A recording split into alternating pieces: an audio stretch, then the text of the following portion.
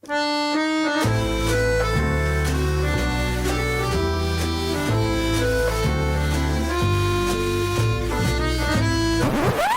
episode is sponsored in part by LaunchDarkly. Take a look at what it takes to get your code into production. I'm going to just guess that it's awful because it's always awful. No one loves their deployment process. What if launching new features didn't require you to do a full-on code and possibly infrastructure deploy?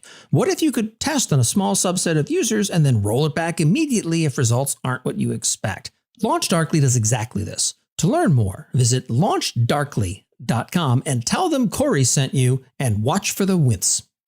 Good morning, AWS, and welcome to the AWS Morning Brief. Let's dive right into it. They released a lot last week. Amazon Code Guru Reviewer announces CI/CD integration with GitHub Actions and new security detectors for Java. You've got to work with your sworn enemy because that's where all of the code lives, is a bitter but necessary pill for AWS to swallow.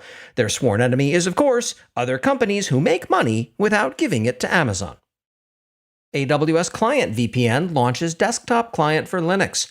Both of the Linux and the desktop users that I know at AWS must be thrilled about this. AWS Control Tower announces accessibility, console, and performance improvements. And how did they announce it? Via a release announcement on a very busy RSS feed, and not via an email to me, as a longtime Control Tower customer with an impacted organization in need of updating to use these new features. AWS Managed Services, AMS, now offers self-service operational reporting across all your AMS managed accounts. You can now pay AWS to manage your environment, but also to ignore that management aspect and still pay them extra anyway. AWS now allows customers to pay for their usage in advance. This is a trap to ensnare the unwary. If asked to do this, get it in writing. Because when accounting finds out what's going on, they will go hunting for someone's head on a spike. You very much don't want them to point the finger of blame at you. Manage database auditing with Amazon RDS database activity streams for Amazon RDS for Oracle. Golf clap to the AWS marketer who snuck in database auditing into the headline of a feature release around RDS for Oracle. Audit your supply chain with Amazon Managed Blockchain. Talking about Managed Blockchain is AWS's way of affirming just how serious they are about cloud computing. Introducing a public registry for AWS CloudFormation.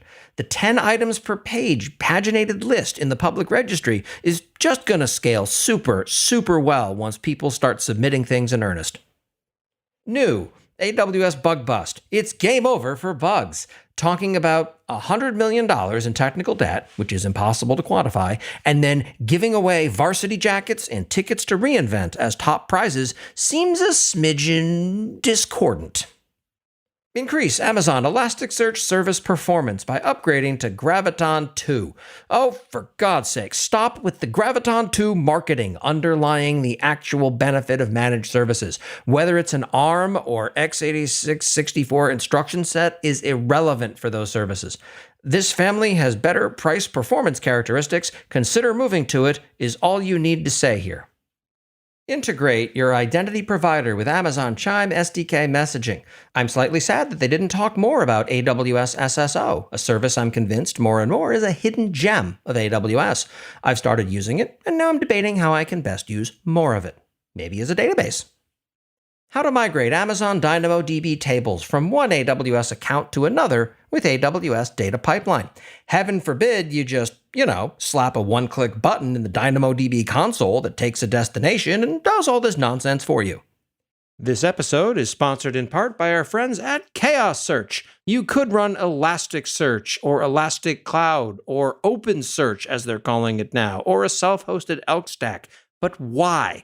Chaos Search gives you the same API you've come to know and tolerate, along with unlimited data retention and no data movement. Just throw your data into S3 and proceed from there as you would expect. This is great for IT operations folks, for app performance monitoring, cybersecurity. If you're using Elasticsearch, consider not running Elasticsearch. They're also available now in the AWS Marketplace if you'd prefer not to go direct and have half of whatever you pay them count toward your EDP commitment. Discover what companies like HubSpot, Klarna, Equifax, Armor Security, and Blackboard already have. To learn more, visit chaossearch.io and tell them I sent you just so you can see them facepalm yet again. AWS App Config, the Amazon service that helps you scale for large events like Prime Day. AWS is contractually obligated to help its corporate parent shore up the Amazon Prime Day is totally a real thing that humans care about narrative. If you're listening to this and work at AWS, I hope you had a glorious and joyous Prime Day. Restrict access by member account to a centralized CloudTrail logging bucket. Cool. Could you tell the IAM Access Analyzer about this so it can actually read these logs without throwing an error, please? AWS is doubling down on improving the open source continuous delivery experience for our customers. Oh, how are they doing that? By joining a foundation. Okay. To advocate for AWS customers instead of CD users as a whole. I'm saving this for my "what do you mean Amazon doesn't get open source" rebuttal file. I'm sure that Oracle joining the foundation a week beforehand had no bearing on AWS charging in here.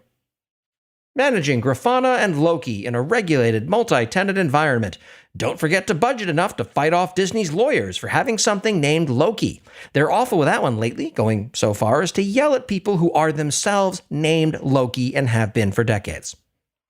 AWS announces AWS Healthcare Accelerator for startups in the public sector. Having spent hours in hospital waiting rooms this month, you've already sold me with the phrase Healthcare Accelerator. And finally, AWS welcomes Wickr to the team.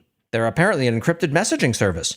AWS is attempting to compete with Google directly by launching a completely incoherent messaging strategy. And that's what happened last week in AWS. I'm cloud economist Corey Quinn, and I implore you to continue making good choices.